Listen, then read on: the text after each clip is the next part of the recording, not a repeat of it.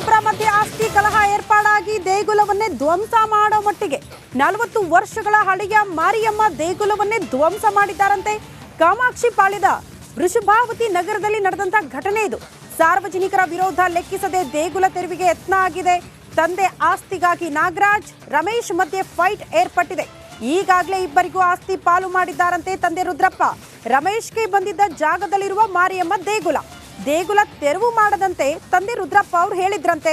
ಆದ್ರೂ ಕೂಡ ದೇಗುಲ ತೆರವೇ ಮಾಡೋದಕ್ಕೆ ರಮೇಶ್ ಮುಂದಾಗಿದ್ದಾರೆ. ಆ ಕಾರಣಕ್ಕೆ ಕಲಹ ಏರ್ಪಟ್ಟಿದೆ, ಜಗಳ ಆಗಿದೆ. ದೃಶ್ಯದಲ್ಲೂ ಕೂಡ ಗಮನಿಸ್ತಾ ಇದ್ದೀವಿ. ಹೇಳೋದಕ್ಕೆ ಈಗ ನೀವ್ ಯಾರು ಹೇಳಿ, ನಮ್ಮ ಕೆಲಸ ನಾವು ಮಾಡ್ತೀವಿ, ನೀವ್ ಯಾರು ಹೇಳಿ ಹೇಳೋದಕ್ಕೆ?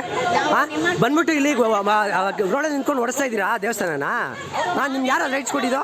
ನಿಮ್ಗೆ ಯಾರು ನಿನ್ನ ಮನೆಗೆ ಹೇಳಿದ್ದು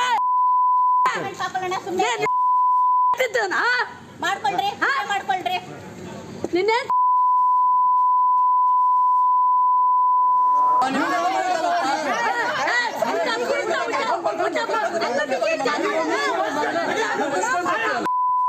ಕಾಮಾಕ್ಷಿ ಪಾಳ್ಯ ವೃಷಭಾವತಿ ನಗರದಲ್ಲಿ ಮಾರಿಯಮ್ಮನ ದೇವಸ್ಥಾನವನ್ನ ಸುಮಾರು 40 ವರ್ಷದ ಹಿಂದೆ ಸಾರ್ವಜನಿಕರ ಹತ್ರ ದೇಣಿಗೆ ಪಡೆದು ಕಟ್ಟಿಸಿರ್ತಾರೆ ರುದ್ರಪ್ಪ ಅನ್ನೋರು.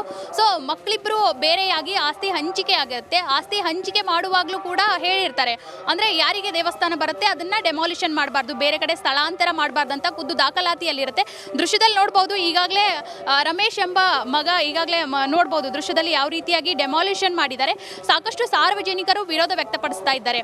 ವರ್ಷಕ್ಕೊಮ್ಮೆ ನಾವು ಅದ್ದೂರಿಯಾಗಿ ಜಾತ್ರೆ ಮಾಡ್ತೀವಿ. ತಂದೆ ಕೂಡ ಹೇಳಿದ್ದಾರೆ, ಅಂದ್ರೆ ಈ ದೇವಸ್ಥಾನವನ್ನ ಬೇರೆಡೆ ಸ್ಥಳಾಂತರ ಮಾಡಬಾರ್ದು. ಈ ಎಲ್ಲ ವಿರೋಧದ ನಡುವೆನೂ ಸಹ ರಮೇಶ್ ಅವರು ಈ ಒಂದು ತೆರವಿಗೆ ಮುಂದಾಗಿದ್ದಾರೆ. ಸ್ಥಳೀಯರು ನೋಡ್ಬೋದು ಯಾವ ರೀತಿಯಾಗಿ ಈ ಏರಿಯಾ ಜನರು ಸೇರಿದ್ದಾರೆ.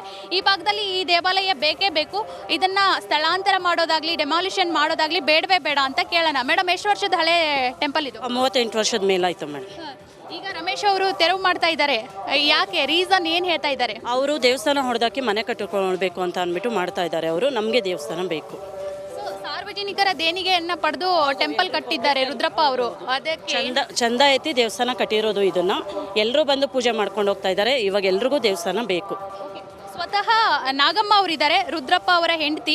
ಸೊ ಮಕ್ಕಳ ಕಲಹದಲ್ಲಿ ಅವರ ಗಂಡ ಕಟ್ಟಿಸಿರುವಂತಹ ದೇವಾಲಯ ಬಲಿಯಾಗ್ತಿದೆ. ಅವರನ್ನೇ ಮಾತಾಡ್ಸೋಣ. ಅಮ್ಮ, ಏನು ಹೇಳ್ತೀರಾ? ಈ ಮಕ್ಕಳ ಗಲಾಟೆಯಲ್ಲಿ ದೇವಸ್ಥಾನ ಡೆಮಾಲಿಷನ್ ಆಗ್ತಿದೆ. ನಮಗೆ ದೇವಸ್ಥಾನ ಬೇಕು, ಎಲ್ಲರಿಗೂ ತೊಂದರೆ ಕೊಟ್ಟಿದ್ದಾರೆ. ದೇವಸ್ಥಾನ ಹೊಡೆದಾಕಿ ಬಂದವ್ರನ್ನೆಲ್ಲ ನಾವು ಪೂಜೆ ಮಾಡಿಕೊಡಲ್ಲ, ನೀವು ಹೋಗ್ರಿ ಅಂತ ಕಳಿಸ್ತಾ ಇದ್ದಾರೆ. ನಮ್ಗೆ ದೇವಸ್ಥಾನ ಬೇಕು. ನನಗೆ ನಿಮ್ಮ ಮಗನಿಗೆ ತಿಳಿ ಹೇಳಿಲ್ವಾ ನೀವು? ಎಲ್ಲ ಹೇಳೈತೆ, ಹೇಳಿದ್ರೆ ಹಂಗೆ ಮಾಡಿದ್ದಾರೆ. ಈಗ ಹೊಡೆದಾಗ್ತಿದ್ದಾರೆ, ಏನು ಹೇಳ್ತೀರಾ? ನಾವು ಓಡ್ಸೋಕೆ ನಾನು ಬಿಡಲ್ಲ.